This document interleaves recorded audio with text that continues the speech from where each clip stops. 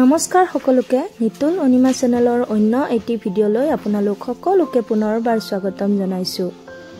আমাৰ সকলোৰে জীৱনত নিজা নিজা কিছুমান ৰন্ধাৰ আইডিয়া থাকে বা ধৰণ থাকে। সকলোৱে বেলেগ বেলেগ ধৰণৰে ৰান্ধে। গতিকে আজি মই আপোনালোকক দেখুৱাবলৈ লৈছো মই কিদৰে সজনা বনাওঁ। ড্ৰামষ্টিক, ইংৰাজীত ক'বলৈ গ'লে ড্ৰামষ্টিক, আৰু আমাৰ অসমীয়া ভাষাত সজনা বুলি কয়। আৰু এয়া মই কাটি লৈছো ধুনীয়াকৈ।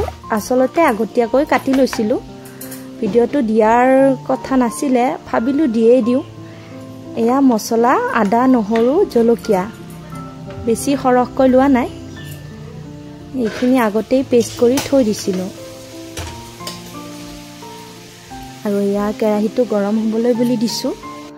মই কিদৰে সজনা বনাওঁ আপোনালোকক দেখুৱাম বাৰু। কেৰাহীটো গৰম হোৱা সময়খিনিত মই বোলো নিজকেও অলপ কেপচাৰ কৰোঁ। এয়া তেল দি দিলোঁ অকণমান, সৰিয়হ তেল। আৰু এই তেলখিনিত মই আলু আৰু সজনাখিনি এনেদৰে অলপমান নিমখ হালধি দি ভাজি ল'ম। বেছিকৈ নাভাজো, জাষ্ট অলপ তেনেকৈ ভাজি ল'ম। গতিকে চাই থাকিব মই কেনেদৰে বনাওঁ।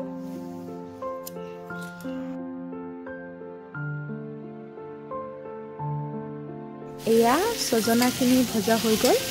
এতিয়া মই এইখিনি আঁতৰাই থ'ম আৰু এইটো পাত্ৰতেই ৰান্ধিম আকৌ।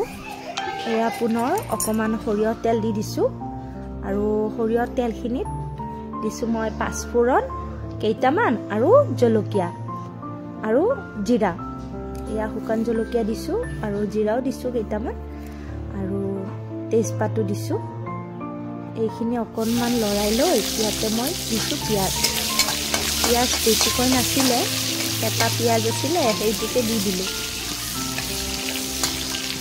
ভিডিঅ'টো দিয়াৰ উদ্দেশ্য নাছিলে, গতিকে আৰু এনেকৈয়ে এডজাষ্ট কৰিছোঁ আৰু দি দিছোঁ। আৰু এইফালে এতিয়া মই মছলাখিনি দি দিম।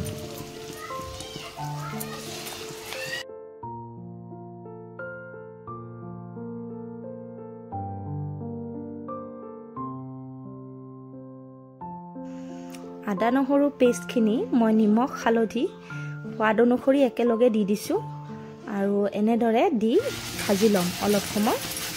আৰু অলপ সময় ভজা হোৱাৰ পিছতেই মই ইয়াতে গুড়ি মছলাবোৰো দি দিম। গুড়ি মছলাত মই দিম চব্জি মছলা, চিকেন মছলা, আৰু জিৰা গুড়ি, ধনিয়া গুড়ি, জলকীয়া গুড়ি এইবোৰ দি দিম। বেছি সৰহকৈ নিদিওঁ, অকণমান অকণমান। আৰু মছলাখিনি ধুনীয়া এটা কেঁচা গোন্ধ নথকালৈকে ইয়াক ভাজি থাকিম। মছলাখিনি ভাজোতেও ধুনীয়া এটা ফুৰফুৰীয়া গন্ধ ওলাব।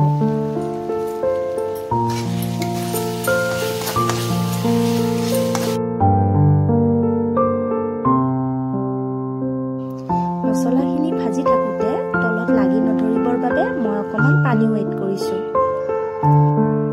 কাৰণ তলত মছলা লাগি ধৰিলে আঞ্জাখন ভাল নহ'ব, গোন্ধটো বেয়া ওলাব। মছলাখিনি ধুনীয়াকৈ ভজা হৈ আহিছে, কালাৰতে গম পায়। আৰু এতিয়া মই যিখিনি ভাজি থৈছিলোঁ সজনা আৰু আলুখিনি একেলগে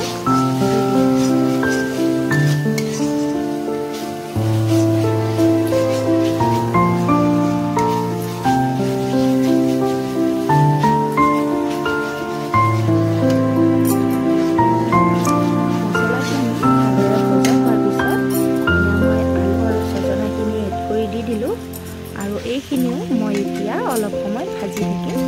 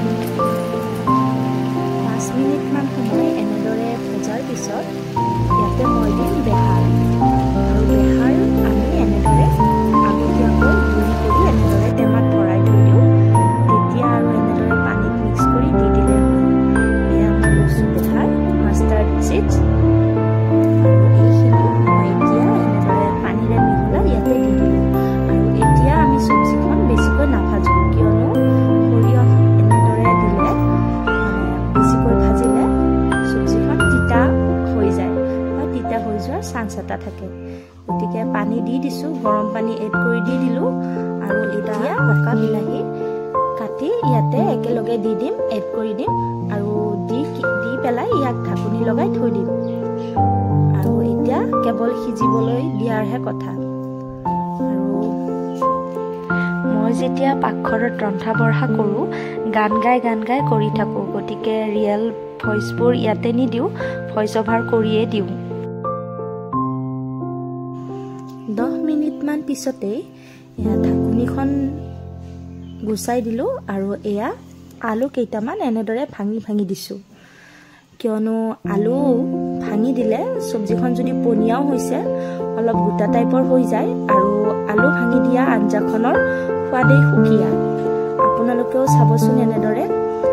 আৰু এয়া কেইটামান আলু ভাঙি দিছোঁ আৰু গোটেইখিনি নিদিওঁ ভাঙি, গতিকে আমাৰ সৰিয়হেৰে ছজনা আলুৰ চব্জিখন হ'বলৈ হৈছেই প্ৰায়।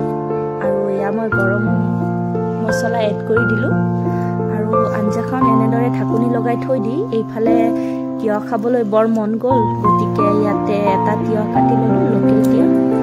আৰু ইয়াতে নিমখ, জলকীয়া গুড়ি আৰু চাট মছলা দি এনেদৰে আমি খালোঁ। আৰু এনেদৰে ঘৰত কোনে কোনে খায় বাৰু তিয়হ খাই ভাল পায়।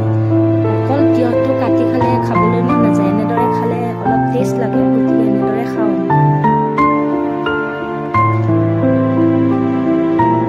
এয়া আমি দুয়োজনীয়ে এনেদৰে, আৰু এয়া চব্জিখনো হৈ গৈছে।